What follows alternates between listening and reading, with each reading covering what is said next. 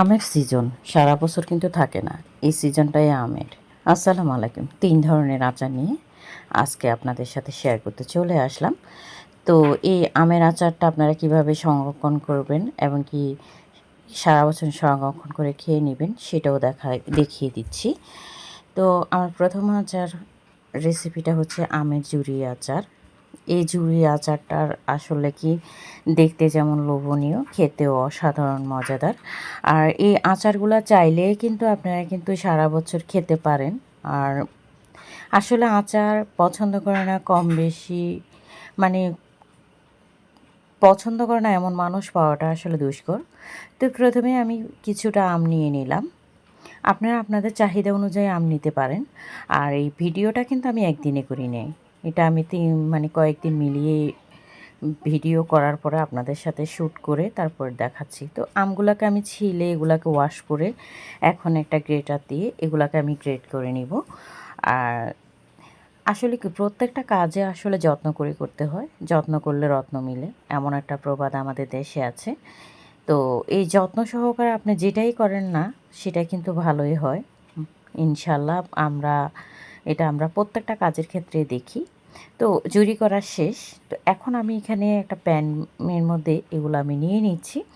আর নিয়ে এখানে আমি কিছুটা দিয়ে দিব চিনি। চিনিটা দিয়ে আমি এখানে আপনাদের চাহিদা অনুযায়ী দিতে পারেন। আর লবণ আমি এখানে 3 কাপের মতো চিনি দিয়েছি, কারণ আমার আমগুলা টক ছিল বেশি। অনেক আম টক বেশি থাকে, অনেক আম আবার টক কম থাকে। তো আবার অনেকে ডায়াবেটিস কিংবা অনেকে চিনিটা খেতে চায় না। তো সেই অনুযায়ী আপনারা বাড়িয়ে কমিয়ে দিতে পারেন। তো চিনিটা দিয়ে এটাকে আমি কতক্ষণের জন্য ঢেকে দিয়ে দিলাম। এর মধ্যে আমি কিছুটা পাঁচফোড়ন, এখানে আমি রেডি করা পাঁচফোড়নটাই কিনলাম। কিনে কিছুটা লাল মরিচ দিয়ে এখন এটাকে আমি চুলায় টেলে নিচ্ছি। আর আসলে কি পাঁচফোড়নটা আপনারা চাইলে রেডিমেড তো করতে পারেন, আবার রেডিমেড ছাড়া ঘরেও ভাগ ভাগ করে কিনে করতে পারেন। তো এই পাঁচফোড়নটা টেলে এখন দেখতেই পাচ্ছেন টালা শেষ, এটাকে আমি গুঁড়ো করে নিলাম। এর মধ্যে দেখতেই পাচ্ছেন আমটাকে আমি প্রায় 1 ঘন্টার মতো রেখেছিলাম, বেশ ভালো পানি বের হয়েছিল। এখানে আসলে কোনো পানি অ্যাড করা যাবে না। তো চুলাটাকে ধরিয়ে আমি এখানে পানিটা দিয়ে সরি প্যানটাকে এখন জাল করতে শুরু করে দিয়েছি। আর যেহেতু আমটা আমরা আচার বানাবো, এজন্য চুলার আঁচটা মিডিয়াম টু লো করে রাখবেন। আর কালারের জন্য আমি কিছুটা এখানে হলুদ অ্যাড করলাম একটা সুন্দর কালারের জন্য। তো দিয়ে এটাকে আমি অনবরত নেড়ে চেড়ে আমটার যে পানিটা এটা আমি শুকিয়ে নিয়েছি। আর দিয়ে দিচ্ছি উপর থেকে সেই পাঁচফোড়নটা যেটা আমি কিছুক্ষণ আগে তেলে করে নিয়েছিলাম। আপনারা চাইলে রেডি পাঁচফোড়ন কিংবা ঘরে বানাতে পারেন নিজেদের চাহিদা অনুযায়ী। তো দেখতেই পাচ্ছেন এটা তেল ছাড়া একদম অসাধারণ একটা আচার আপনাদের সাথে শেয়ার করলাম।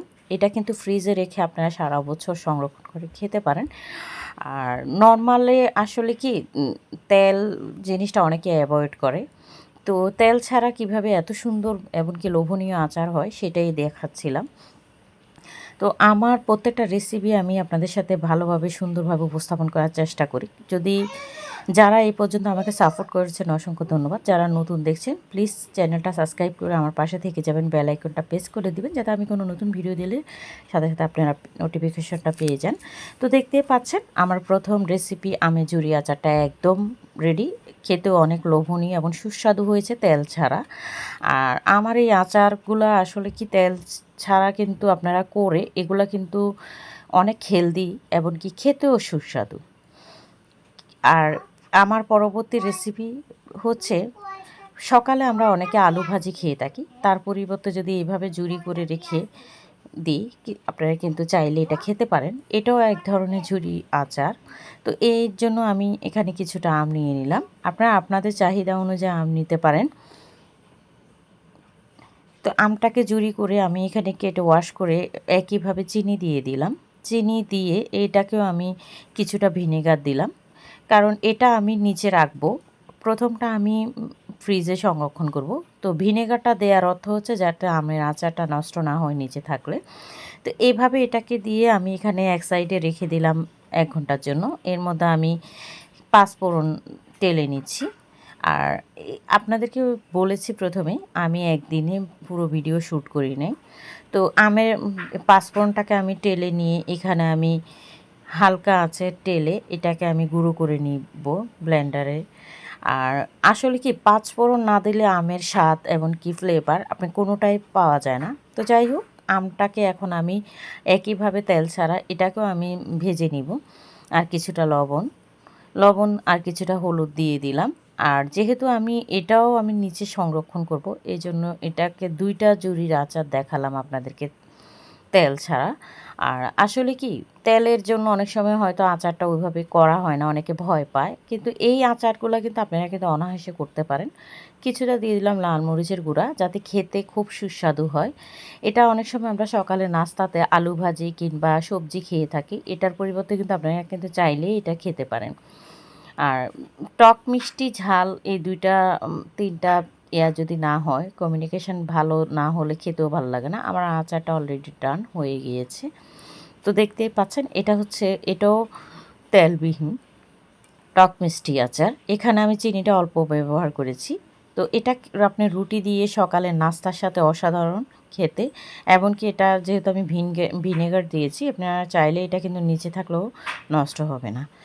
আর এই আচারটা প্রত্যেকটা রেসিপি আমি আপনাদের সাথে শেয়ার করেছি। আর যদি ভালো লাগে একটা করে লাইক দিবেন, চ্যানেলটাকে সাবস্ক্রাইব করতে ভুলবেন না। যারা লাইক, কমেন্ট, সাবস্ক্রাইব করে পাশে আছেন তাদেরকে ধন্যবাদ দিলে কম হয়ে যায়। তো আমার দ্বিতীয় রেসিপি আরও একটা আমের আচার। এটাকেও আমি অনেক সুস্বাদু করে তৈরি করেছি। এই আচারটা অনেক ভাইরাল আচার। তো আমগুলাকে আমি ছিলে খোসা সুদ্ধা এগুলাকে আমি আচার বানিয়ে নিব। তো এজন্য আমগুলাকে আমি ধুয়ে নিয়েছি। ধুয়ে এগুলাকে আমি এখন কেটে নিচ্ছি। উপরের যে মাঝখানে যে বিচির অংশটা ফেলে দিব। এর মধ্যে আমি এখানে দিয়ে দিব সরিষার তেল, আর দিয়ে দিব হচ্ছে লাল মরিচ, আর দিয়ে দিচ্ছি রসুন, দিয়ে দিচ্ছি পোস্ত পোস্ত বাটা। তারপরে হচ্ছে এখানে যেহেতু এই আচারটাও কিছুটা রসুন আস্ত, আর দিয়ে দিচ্ছি কিছুটা এমনি চিনি।